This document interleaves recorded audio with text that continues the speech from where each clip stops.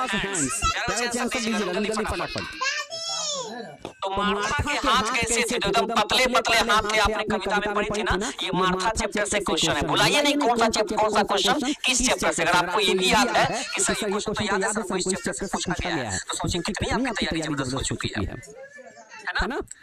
आइए बच्चे आगे बढ़ते हैं। मार्था के हाथ कैसे थे? तो स्लिम थे, एकदम पतले पतले थे। नेक्स्ट क्वेश्चन है, बच्चे याद रखिएगा 60 क्वेश्चन बुक से रहेगा, जिसमें आपको कम से कम 50 बना देना है, ठीक है ना। How does the coil feel? देखिए कोयल वाले चैप्टर से क्वेश्चन है, ये कोयल वाले चैप्टर से क्वेश्चन है कि कोयल कैसा फील करती है। यहाँ याद रखिएगा एग्जाम में कोई आपको वहाँ पर हिंट आने वाला नहीं रहेगा, तो आपको ही सही सही क्वेश्चन को पकड़ के आंसर देना होगा, ठीक है ना।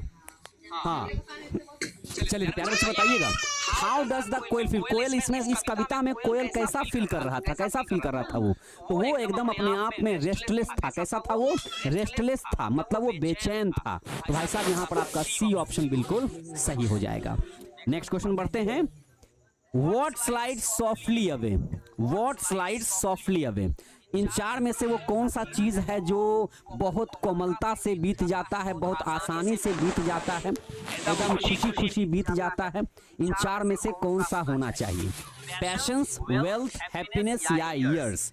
तो पोम में अगर पढ़े हम लोग तो पोम में क्या लिखा हुआ था, है ना, कि आवर्स, है ना, घंटे, महीने, साल, ये सब बहुत कोमलता से बीत जाते हैं। किसके? तो जो इंसान बहुत ज्यादा खुश रहता है, कंटेंट रहता है, संतुष्ट रहता है, उसके दिन, महीने, साल बहुत ही कोमलता से बीत जाते हैं। तो प्यारे बच्चों अभी आपका फोकस डिस्ट्रैक्ट होने मत दीजिए, एक आखिरी एग्जाम बाकी है, तो इसको भी हम लोग क्यों इसको हल्के में लेंगे हम, है ना, इसको भी अच्छे से हम लोग गर्दा उड़ा के आएंगे आपकी भाषा में। Next one, number 4. The men looked at the little girls and were dash. ठीक है, सारे पुरुषों ने उस छोटी बच्चियों को, यहाँ कौन सी बच्चियों की चर्चा हुई? वही little girls visor then man, chapter number 8 से क्वेश्चन पूछा गया है, लियो टॉल्स्टॉय का लिखा हुआ। इसमें जो बच्चियां थी मनाशा और अकल्या, उनको देख करके सारे जो पुरुष लोग थे, है ना, उनको देखा और देखने के बाद उनको कैसा महसूस हुआ? तो उन सारे पुरुष समाज के लोगों को कैसा महसूस हुआ?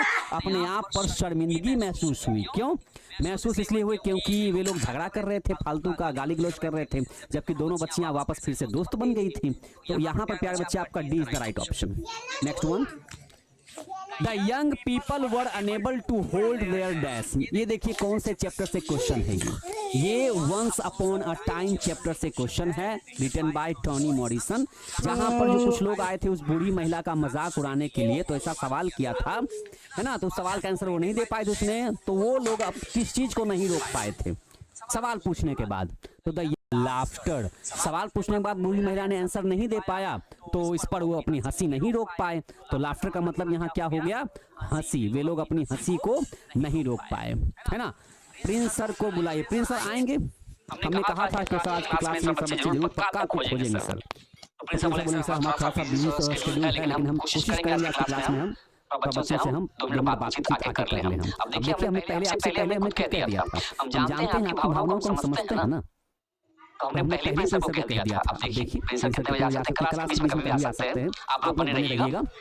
Next one, number 6. One of the most significant phenomena of our time has been the development of dash. Cinema, rockets, painting या एग्रीकल्चर। अब देखिए कभी-कभी जब क्वेश्चन बहुत ज्यादा डिफिकल्ट लगने लगे एग्जाम में ना, तो कोशिश कीजिएगा कि 60 क्वेश्चन है बुक से, तो कम से कम 50 तो इसमें से बना ही सकते हैं या 40 ही बन जाएगा। तो वैसे क्वेश्चन में ज्यादा दिमाग मत लगाइएगा, एग्जाम में रिस्क मत लीजिएगा कि हाँ लगता है ये होगा, लगता है वो होगा, लगने वाला सिस्टम नहीं बच्चे, कंफर्म रहेगा तो आंसर लगा लीजिएगा, नहीं तो उस क्वेश्चन को आगे छोड़ के बढ़िएगा। फिलहाल इस क्वेश्चन का आंसर बताइए बच्चे। यस बहुत बढ़िया, 6 का ऑप्शन नंबर, क्योंकि ये चैप्टर नंबर 4 से क्वेश्चन पूछा गया है ना। What is wrong with Indian film का ये क्वेश्चन है चैप्टर का, cinema. Next one, the author of the pace for living wants to dine in London and lunch in dash.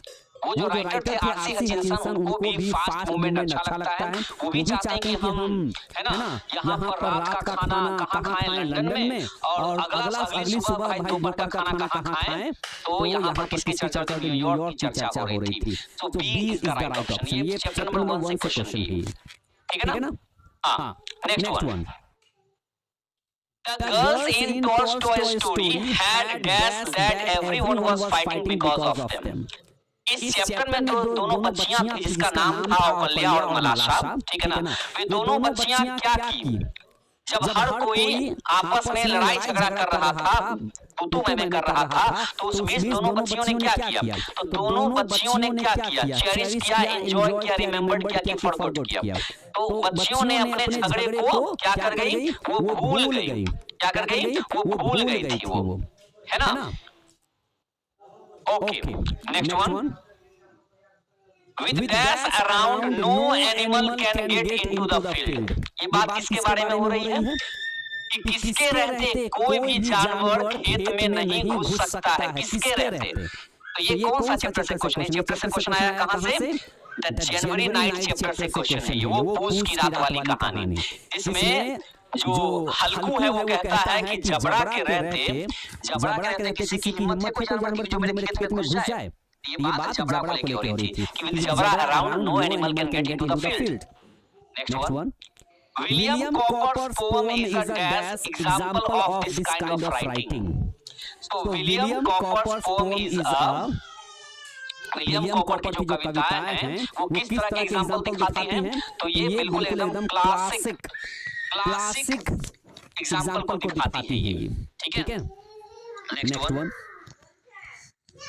Essay on criticism is famous work of. Essay on criticism, ये जो एक famous रचना है ये किनकी है, ये पूरन सिंह की, विद्यापति, विलियम कॉपर या अलेक्जेंडर पॉप, किनकी लिखी हुई है ये बताइएगा। Essay on criticism is famous work of, I think ये अलेक्जेंडर पॉप साहब की लिखी हुई है ये, क्या कहते हैं बताइएगा।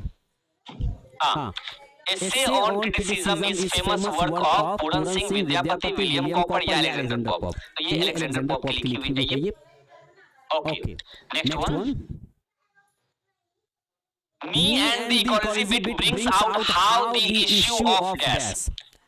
Me and the ecology bit, ये भाई साहब जो चैप्टर है वो जिम वाला, वो पेपर रूट वाला, brings out how the issue of gas। इस चैप्टर में किसकी चर्चा हुई थी, कौन से टॉपिक यहाँ पर मुद्दा उठाया गया था। तो इसमें मुद्दा उठाया गया था किसका, तो इन्वायरमेंट को प्रिजर्व करने का मतलब क्या कहा गया था, वातावरण को बचाने का, प्रिजर्व करने का, इस चैप्टर में।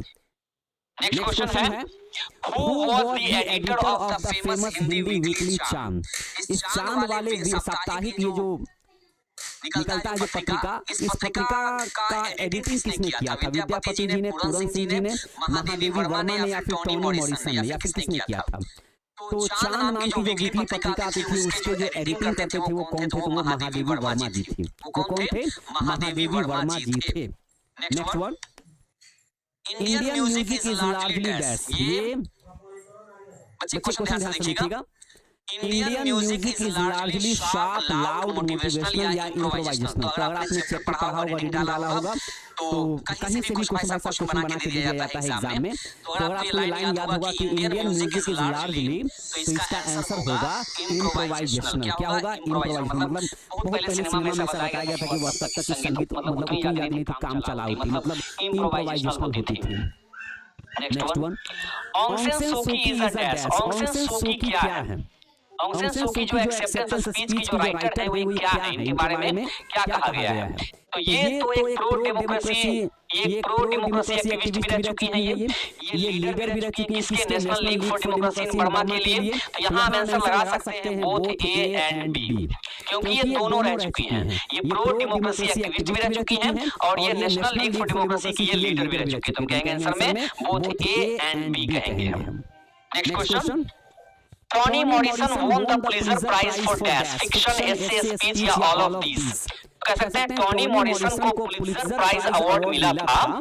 टोनी मॉरिसन को पुलित्जर प्राइज अवार्ड मिला था किस चीज के लिए, तो इनको फिक्शन लिखने के चलते, मतलब नॉवेल लिखने के चलते इनको नोबेल प्राइज मिला था। ठीक है ना। नेक्स्ट क्वेश्चन बच्चे। Who is the author of this article Once Upon a Time? Once Upon a Time के लेखक कौन है? ऑंग सैन सू की है, आरसी हचिंसन है, टोनी मॉरिसन है, या फिर रोहितन मिस्त्री है? कौन है आखिर? तो वंस अपॉन ए टाइम के राइटर कौन है? तो वो है Toni Morrison. Option number C is the right option. Okay, next question बच्चे पढ़ते हैं।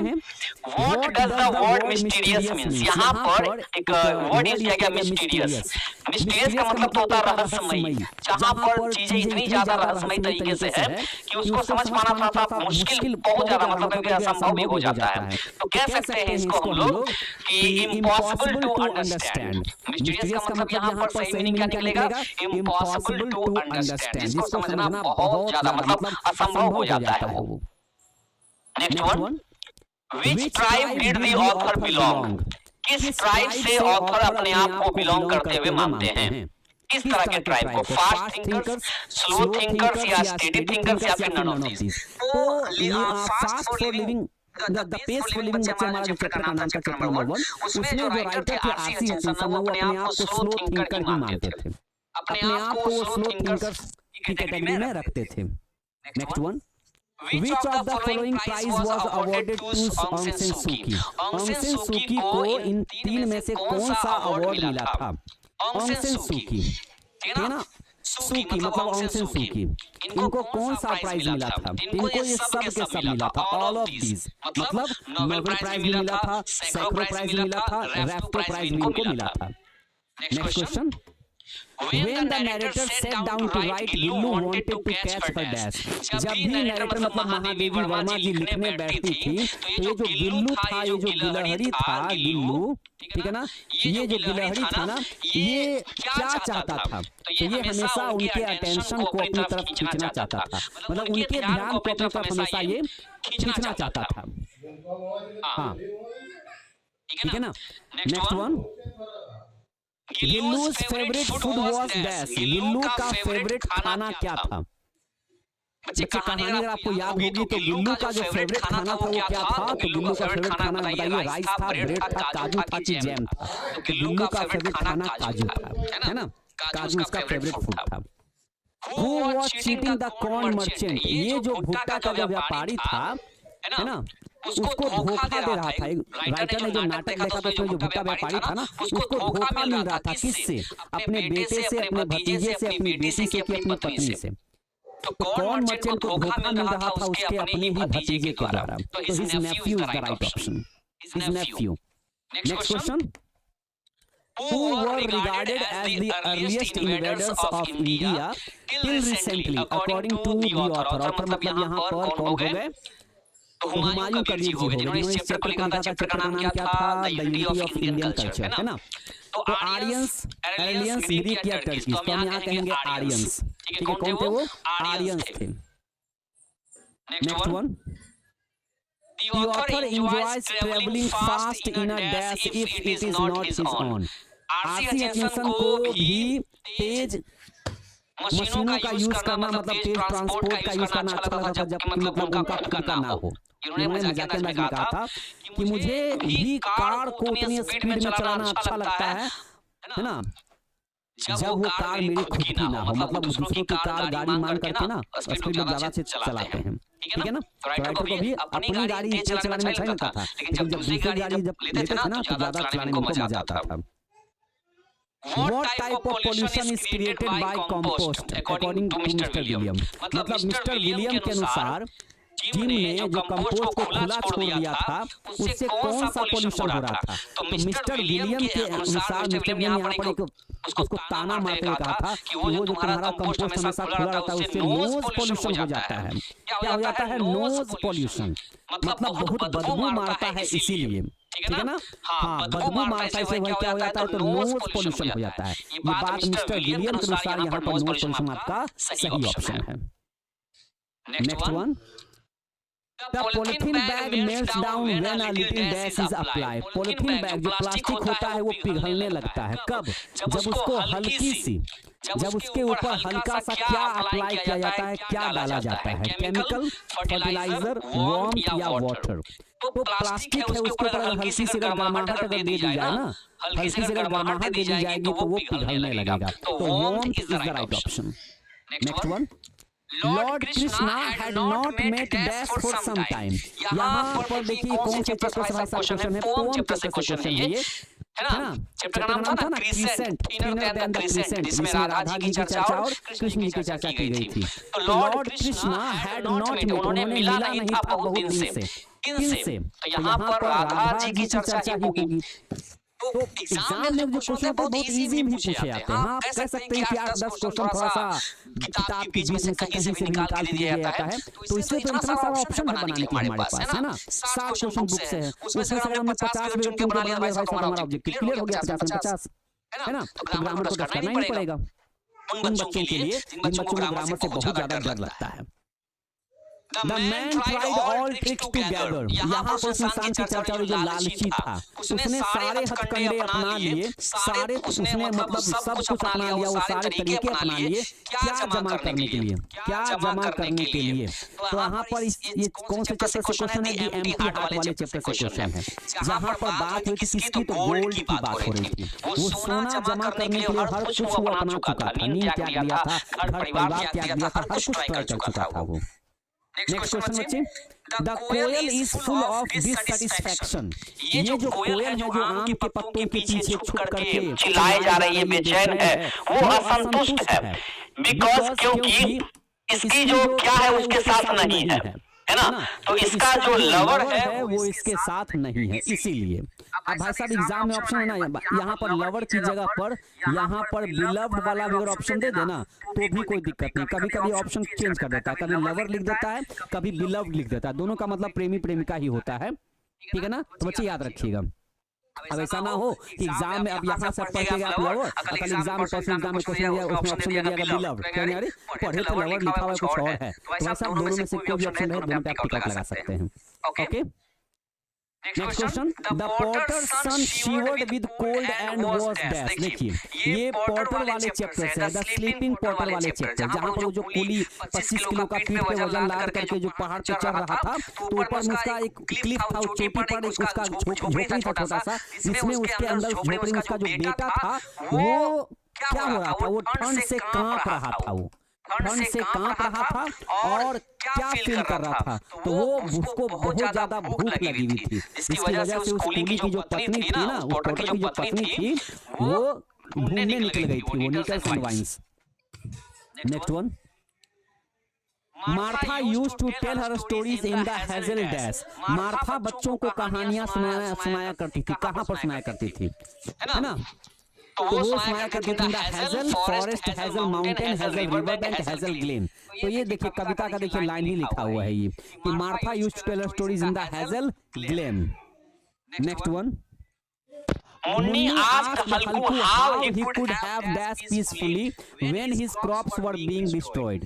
मुन्नी जब सुबह हुई, रात भर हल्कू तो एकदम बढ़िया से खर्राटा मार के सो रहा था, उधर फसल बर्बाद हो रहा था, इधर बेचारा नींद ले रहा था। तो मुन्नी ने हल्कू से कहा कि तुम कैसे रात भर एकदम शांति से, है ना, क्या कर सकते थे जब तुम्हारे फसल बर्बाद हो रहे थे रात में, तो तुम कैसे एकदम इतना शांति से तुम सो सकते थे। और क्योंकि वो रात भर सो रहा था आराम से, ठीक है, गर्माहट में। To which game does the writer compare the crow's play? ये क्वेश्चन कहाँ से आया है ये? अच्छा, कौवों की बात कौन से चैप्टर में हुई है? ये क्लास 10 की अगर बात करें तो कौवे की चर्चा कौन से चैप्टर में हुई है? दो कौवों की चर्चा, तो गिलहरी वाला चैप्टर, गिल्लू वाला चैप्टर, जिसमें दो कौवे, है ना, गिलहरी को चोंच मार के जो जख्म भी कर दिए थे। और वे महादेव वर्मा को ऐसा लग रहा था कि दोनों कौवे कौन सा खेल खेल रहे हैं, तो ऐसा लग रहा था मानो कि वो क्या खेल रहे हैं, टू हाइड एंड सीक खेल रहे हैं, मतलब छुपन छुपाई खेल रहे हैं, ऐसा उनको महसूस हो रहा था। प्यारे बच्चों, यहाँ टू हाइड एंड सीक आपका B option the right option. Next one, hope so कि आप लोग सारे बच्चों का आंसर आप लोग सही लगा रहे होंगे, ठीक है ना। हमने आपको टारगेट दिया है 60 क्वेश्चन बुक से रहेगा, जिसमें हमको बस कम से कम 50 भाई साहब अच्छे से बना लीजिएगा, 50 कम से कम सारे बच्चों का चाहिए। The banker decided to murder the dash. यहाँ पर वो बैंकर किसको मारने का सोच लिया था, तो ये क्वेश्चन कहाँ से आया? द बेट वाले चैप्टर से, जिसमें वो जो बैंकर था, जो सेठ था, वो उस वकील को मारना चाहता था। किसको? उस वकील को मारना चाहता था, क्योंकि दोनों के बीच में शर्त लग गया था 2 मिलियन रूबल्स का, है ना। फॉर मिस्टर गेस्लर, ये देखिए जूते बनाने वाले, है ना, mister Gessler boot making was a dash for him. इनके लिए जूता बनाना क्या था? तो मिस्टर गेस्लर के लिए कौन सा चैप्टर से क्वेश्चन है? क्वालिटी वाले चैप्टर से क्वेश्चन है ये। जो पतली वाली किताब है ना, इसमें क्वालिटी चैप्टर है। जॉन गेल्सवर्दी का लिखा हुआ, जिसमें मिस्टर गेस्लर क्या थे? जूते बनाने वाले थे। उनके जूता बनाना क्या था? तो उनके लिए कला के बराबर माना जाता था। वे जूते बनाना एक कला मानते थे, बिजनेस नहीं मानते थे, वे कला मानते थे। Next one, grid is dash but life is not. लालच, लालच क्या है? जो जीवन नहीं है। तो लालच क्या है? ग्रीड इज वर्दी बैड गुड एंडलेस। यस, लालच क्या है? अनंत है। लालच क्या है? एंडलेस है, अनंत है, लेकिन जीवन अनंत नहीं है। वही कह रहा है कि greed is endless but life is not. ये भी क्वेश्चन कहां से आया है? दी एम्प्टी हार्ट वाले चैप्टर से, पेरिया सेमिथोरन साहब का लिखा हुआ। Next one, the high pitched strains of the koel. देखिए कोयल चैप्टर से क्वेश्चन है। कोयल जो जिस सुर में वो गा रही है तड़पते हुए, वैसे सुर से ऐसा लग रहा है कि वो राइटर के जो कवि हैं उनके आत्मा में 1000 क्या जगह दे रहा है, क्या वेग कर दे रहा है, क्या जगह दे रहा है। तो 1000 वो मेमोरीज मतलब यादों को ताजा कर दे रहा है। कौन? कोयल। Next one, As a result of very hard work, the porter's dash beat was fast. यहाँ देखिए बीट और बीट का फास्ट होना मतलब धड़कन तेज होना। तो किसका धड़कन कहाँ होता है? तो दिल का धड़कन होता है। कॉमन सी बात देखिए हो गई, कॉमन सेंस वाला क्वेश्चन। हार्ट बीट ही होता है ना, दिल की धड़कन को हार्ट बीट कहते हैं, है ना? अच्छा समझ रहे हैं यहाँ पर? हाँ, दिल की धड़कन। The poet knew Martha when he was a dash. यहाँ जो कवि है उस मार्था को, उस लेडी को कब से जान रहे थे? तो मार्था जो बच्चों को कहानियां सुनाने का काम करती थी ना, राइटर भी अपने बचपन में मार्था के पास जाते थे कहानी सुनने के लिए। तो यही कह रहा है कि जो पोएट थे, जो कवि थे, वो मार्था को कब से जानते हैं? तो जब कवि खुद बच्चे थे, खुद उसके पास जाया करते थे कहानी सुनने के लिए। तो बचपन से ही वो उनको जानते थे।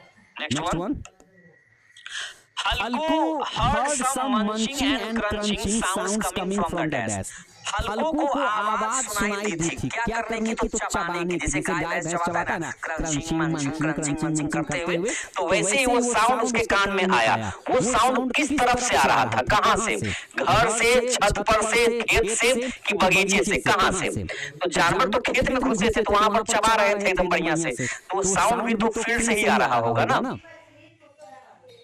ठीक है ना? चलिए भाई साहब आगे बढ़ते हैं। बी क्या बच्चे, यहाँ नंबरिंग ऊपर नीचे हो गया है, अपना आंसर आप ये लगाइएगा, ठीक है ना? यहाँ पर बी होना चाहिए, यहाँ से होना चाहिए, बट कोई बात नहीं, आपका आंसर ये है। Next one,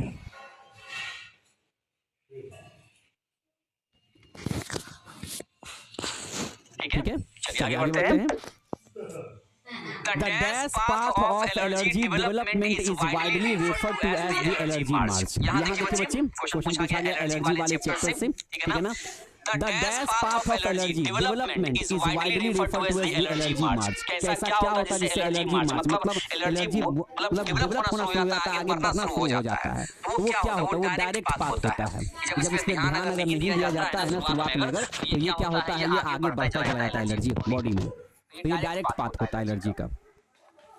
To prove that the lawyer hated everything that the world dash, he was going to give up his right to the 2 million. जब लॉयर को पता चल गया कि 15 साल उसने जब जेल में बिताया, उसको लगा कि भाई साहब अब हमारे लिए 2 मिलियन रुपया क्या है? कुछ भी नहीं है। उसके पास नॉलेज इतना आ गया था, उसको नॉलेज के आगे पैसा फीका पड़ने लग गया था। तो जिस चीज को दुनिया ने वैल्यू किया, अब वो चीज तो लॉयर ने त्याग दिया था कि हमको नहीं चाहिए तुम्हारा 2 मिलियन पैसा, है ना? तो बच्चे भी यहाँ पर आपका वैल्यूड, आपका आंसर सही हो जाएगा। Next one, mister Gessler was a dash boot maker. Mister Gessler कैसे बूट मेकर थे? रशियन थे, जर्मन थे, फ्रेंच थे कि इंग्लिश थे? तो मिस्टर गेस्लर जो क्वालिटी चैप्टर में कहानी बताई गई थी, मिस्टर गेस्लर जो जूते बनाते थे वो एक जर्मन शू मेकर थे। वो लंदन में आकर के दुकान खोल लिया था, बट वो एक्चुअली में वो जर्मन शू मेकर थे, ठीक है ना?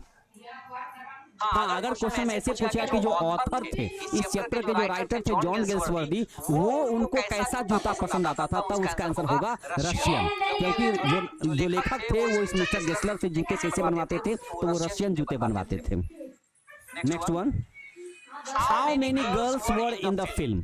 यहाँ कौन से फिल्म की बात हो रही है? जहाँ पे आरसी हचिंसन अपनी पत्नी के साथ जो मूवी देखने गए थे, जो मूवी उनको समझ में नहीं आ रहा था, पल्ले नहीं पड़ रहा था, वहां पर उस फिल्म में टोटल कितनी हीरोइन थी, कितनी एक्ट्रेस थी, ये कहना चाह रहा है यहाँ पर, ठीक है ना। तो प्यारे बच्चे यहाँ पे how many girls were in film कितने थी, तो वहां पर टोटल 3 थी। कितनी थी? तो 3 वहां पर हीरोइन थी उसमें, ठीक है ना। How many girls were in film, तो 3। Next one, God made the country and man made the town. ये बात किनका कहा हुआ है, ये बताइएगा। ये देखिए पोएट्री सेक्शन का chapter number 1, God made the country and man made the town, ये किनका लिखा हुआ है? प्रिया समित तुरन का, है ना, विलियम कॉपर का, ठीक है, या फिर विलियम का, या दुर्गा प्रसाद पांडा जी का, या विलियम कॉपर का, किनका लिखा हुआ है ये? तो विलियम कॉपर। याद होगा बच्चे आपको, गॉड मेड द कंट्री, हमारे कंट्री में बिल्ली और काऊ दोनों पाए जाते हैं, तो ऐसे ट्रिक से हमने आपको याद करा दिया था राइटर का नाम। तो देखिए पूछा तो आपने यहाँ पर आंसर दे दिया, ठीक है। Next one, people nowadays think that than ancient times. कहते हैं कि आज के जमाने में जो लोग हैं ना, वो सोचते हैं, कैसा सोचते हैं, मतलब पुराने जमाने के अगर तुलना किया जाए तो आज के जमाने के लोग कैसा सोचते हैं? बहुत डीपर सोचते हैं, गहराई से, या बहुत फास्टर, या बहुत ज्यादा धीमे सोचते हैं, या बहुत ज्यादा लंबा सोचते हैं, क्या कह सकते हैं? तो आंसर बच्चे इसका होना चाहिए फास्टर। आज के लोग बहुत ज्यादा फास्ट सोचते हैं, आज के लोग बहुत ज्यादा फास्ट सोचते हैं, बहुत ज्यादा। Next one, John Legzo is the author of. देखिए जॉन, एग्जाम में राइटर का नाम और चैप्टर का नाम पूछना तय होता है, एकदम पूछेगा आपसे क्वेश्चन कि किस चैप्टर के लेखक कौन है, तो ऑथर पूछ दे, राइटर पूछ दे, कोई दिक्कत नहीं है, ठीक है ना। तो जॉन लेग्जो किस चैप्टर के राइटर बताइएगा? जॉन लेग्जो। तो जॉन लेग्जो जिस चैप्टर के राइटर, उनका नाम है me and the ecology bit. Me and the ecology bit है वो। Next one, what was in the yard. Yard में क्या था? ये किस चैप्टर से क्वेश्चन है ये? तो ये चैप्टर से क्वेश्चन है भाई साहब, कहाँ पे बताइएगा? ये little girls visor then man chapter से क्वेश्चन है, जहाँ पर यार्ड में क्या था? तो डर्टी वाटर था। क्या था? डर्टी वाटर था, मतलब गंदा पानी बह रहा था। Next one, according to poetry who made the town.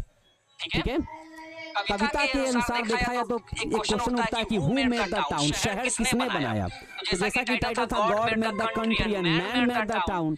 God made the country मतलब गांव को किसने बनाया? गॉड ने बनाया, ईश्वर ने गांव बनाए, और इंसानों ने क्या किया? फिर शहर बना दिया। इंसान